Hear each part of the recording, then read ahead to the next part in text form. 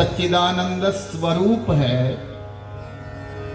और सच्चिदानंद स्वरूप आत्मा का पंच महाभूतों के साथ कोई संबंध बनता ही नहीं।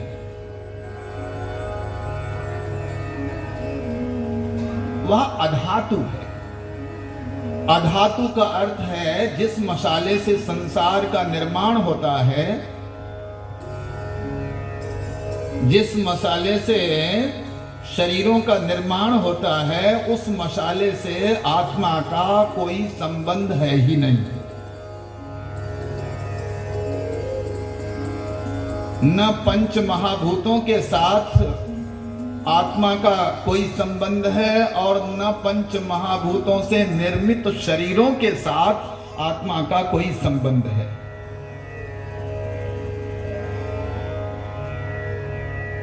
तो पंच महाभूतों के साथ जब आत्मा का कोई संबंध है ही नहीं,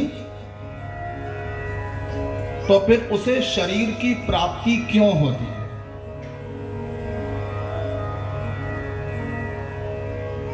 उसके देह का, शरीर का आरंभ क्यों होता है? उसे ये मनुष्य का शरीर, पशु का शरीर, पक्षी का शरीर क्यों प्राप्त होता है? बिना ही किसी कारण के होता है कि कर्म आदि कारणों के द्वारा होता है।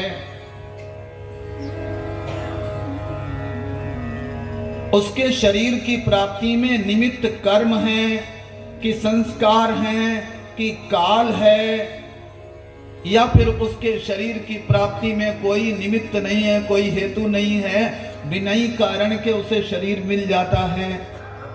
महाराज, हमें ये समझ में नहीं आ रहा। बड़ी सुंदर जिज्ञासा। सुखदेव जी ने बहुत सुंदर उत्तर दिया। आत्म मायामृते राजन परस्यानुभवात्मनः न घटेतार्थ संबंधः स्वप्न दृष्टुरिवांजसा। राजन, माया देवी के विलास के अलावा जो अनुभवात्मा आत्मा है, अनुभव स्वरूप आत्मा है, उसका शरीर के साथ और पंच महाभूतों के साथ संबंध बनता ही नहीं है। न घटेतार्थ संबंध। अरे आत्मा चित स्वरूप है और ये संसार, ये पंच महाभूत और भूतों से बने हुए भौतिक पदार्थ ये जड़ हैं। आत्मा चैतन्य है और ये जड़। आत्मा सत्स्वरूप है और ये सब असत है। आत्मा आनंद स्वरूप है और ये सब दुखालय है। तो फिर संबंध बनेगा कैसे?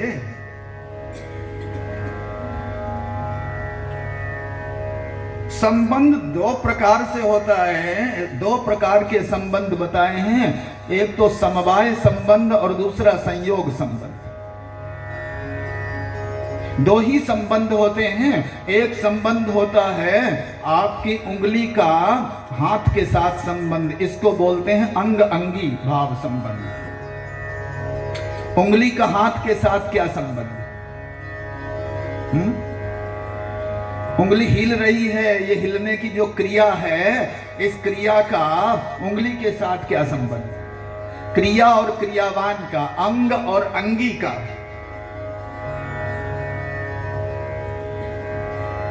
गुण और गुणी का। काला व्यक्ति है तो काले रंग का और उस व्यक्ति के साथ क्या संबंध?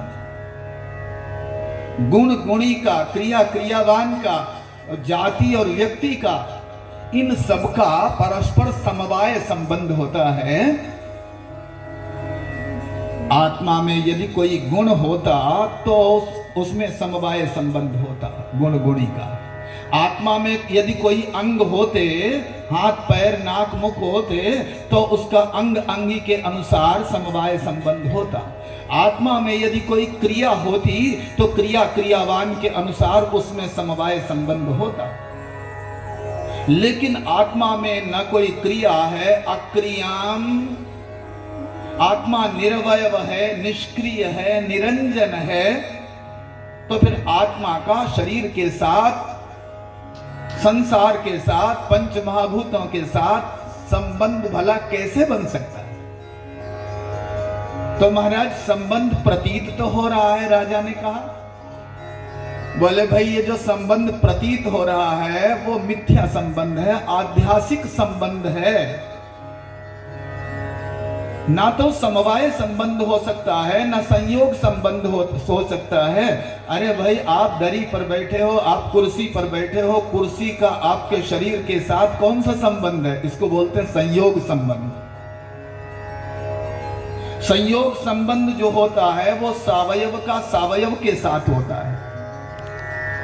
आपके शरीर में हाथ, पैर, नाक, मुख आदि अवयव हैं और कुर्सी में भी पैर हैं, उसके टेक का एक स्थान है और उसके तली है, तो उसमें भी अवयव हैं और आपके शरीर में भी अवयव हैं। तो कुर्सी भी हुई सावयव और आपका शरीर भी हुआ सावयव। तो सावयव का सावयव के साथ संयोग संबंध होता है। आत्मा सावयव है नहीं, तो फिर आत्मा का इस शरीर के साथ भला संबंध क्या हो सकता है?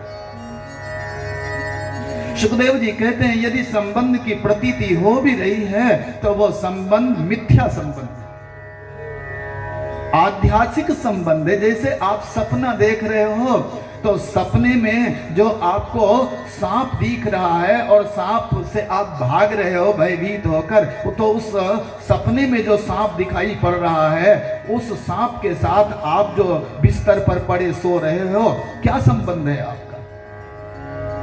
सपने में आप जिस सिंहासन पर बैठे हुए हो उस सिंहासन के साथ, सपने के सिंहासन के साथ महाराज आपका वास्तव में क्या संबंध है? बोले कोई संबंध नहीं है महाराज, आप तो बिस्तर पर सो रहे हो, आप सिंहासन पर नहीं बैठे हो। तो इसलिए सपने का जो सिंहासन है उसके साथ जैसे आपका वास्तव में कोई संबंध नहीं है, झूठ मूठ का संबंध है, ऐसे ही महाराज इस संसार के साथ और इन सांसारिक पदार्थों के साथ और इन शरीरों के साथ आत्मा का वास्तविक संबंध नहीं है।